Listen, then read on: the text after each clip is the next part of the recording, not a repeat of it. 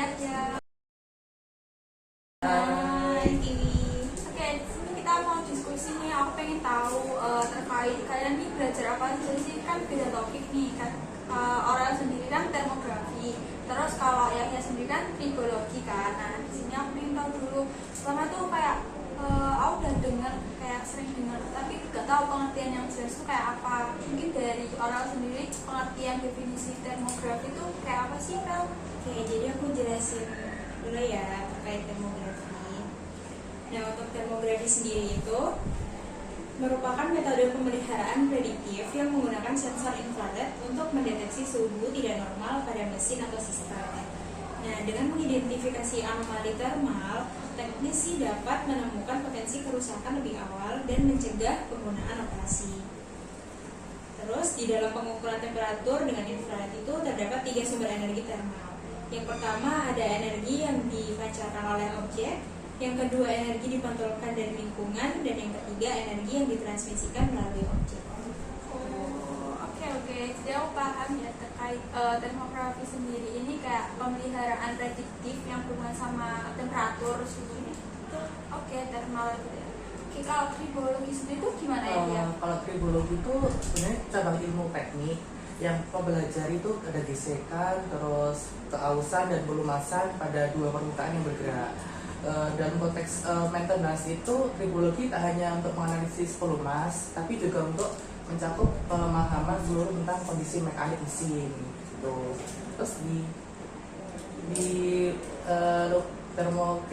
tribologi sendiri itu ada namanya lubricating oil analysis. Jadi tujuannya itu untuk mengevaluasi kondisi oli, bukan langsung kondisi pada mesin, namun perubahan kandungan kimia dan kontaminan dalam oli mencerminkan kondisi komponen mesin. Terus kemudian ada wear particle analysis. Terus yang selanjutnya ada ferrografi. Oke. Jadi ya tentang pemeliharaan juga kayak kausan itu buat oil, analisis oil gitu ya. Oke, kalau di termografi sendiri butuh alat gak sih buat nanti bantu maintenance di itunya sendiri jalannya? Iya, di termografi sendiri juga perlu ya ada instrumen juga. Nah, untuk instrumennya sendiri, equipmentnya, yang pertama itu ada probabilitas, kemudian isi of us, kualitatif atau kuantitatif, lingkungan operasi, panjang gelombang, baterai, lensa tambahan, dan monitor. Kemudian ada lagi kriteria output, analog atau digital, dan software. Tadi kan Yahya udah jelasin ada beberapa jenis nih kayak analisisnya. Nah, tapi kan untuk yang tipe kedua itu aku masih kurang paham. Kedua tadi kan ada namanya wear particle analysis. Jadi berbeda dengan analisis oli biasa, WPA itu fokus pada partikel kausa dan dalam pelumasan. Kemudian untuk mengamati ukuran, bentuk dan komposisi serta jumlah untuk mengetahui mekanisme kerusakan. Yang ketiga tadi itu sebenarnya ada namanya ferrografi. Jadi ferrografi itu metode analisis oli yang menggunakan medan magnet untuk memisahkan partikel logam dan sampel pelumas. Gitu. Kalau di termografi tadi equipmentnya itu ada tipe-tipe nggak sih yang bakal dipakai itu? Apa semua sama bisa kita pakai? Semua bisa kita pakai tergantung sama tipe-tipe dari infrarednya. Jadi di termografi ini tuh ada tipe-tipe infrared. Yang pertama ada infrared thermometer. Nah, ini tuh digunakan untuk mengukur suhu permukaan tanpa menyentuh apapun. Jadi alat ini tuh sering digunakan bersamaan dengan instrumen getaran dalam program pemeliharaan prediktif untuk memantau suhu dan titik penting seperti penutup bantalan, blinker motor, dan lain-lain. Terus ada juga tipe lens scanner, yaitu buat pemindaian garis berbeda dari termometer titik karena menggunakan radiasi thermal pada permukaan untuk melakukan pemindaian satu dimensi.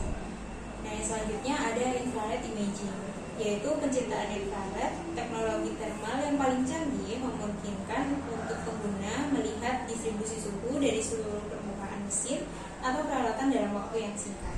Jadi dia itu sama seperti yang dilakukan sama kamera video. Oke, menarik. Jadi kita harus tahu tipe-tipenya dulu ya. biar sesuai sama kebutuhan. Oke, kalau tadi berdasarkan jenis analisis itu apa kayak bisa dipakai semua atau kayak misal replicating itu nanti dia tuh kayak analisisnya tuh seperti apa? Penjelasannya. Kalau di lubricating itu ada jenis pengujian. Yang pertama itu ada viskositas untuk mengetahui tebal atau encernya oli. Kedua ada kontaminasi dari air atau coolant. Air tuh sebenarnya menyebabkan korosi dan hilangnya performa pelumas. Yang ketiga ada pengenceran bahan bakar atau fuel dilution, itu untuk menurunkan daya pelumas dan dapat mengindikasi kebocoran sistem bahan bakar.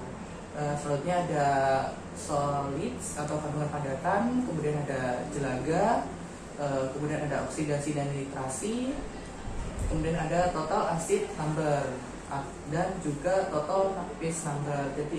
Jadi ini tuh untuk menunjukkan tingkat keasaman dan kemampuan netralisasi pelumas. Kemudian selanjutnya ada partikel, kemudian ada spektrografi. Selanjutnya lagi ada yang namanya wear partikel kan ya? Iya. Wear partikel itu sebenarnya jenis-jenis keausan. Di sini tuh ada cupping wear, yaitu gesekan normal antar permukaan. Jadi bila lapisan pelindung aus terlalu cepat maka partikel akan meningkat. Kemudian ada yang namanya cutting wear, yaitu fenomena yang terjadi ketika permukaan keras memotong permukaan lunak.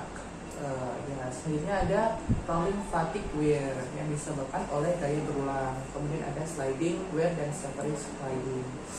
Selanjutnya ada yang namanya ferrografi tadi. Jadi ferrografi itu tidak seperti spektrografi atau hanya menganalisis partikel di bawah 10 mikron aja, tapi ferrografi itu dapat mendeteksi partikel hingga 100 mikron gitu. Oke, di sini aku udah banyak pengetahuan nih terkait termografi sama tribologi. Oke, mungkin semoga bermanfaat.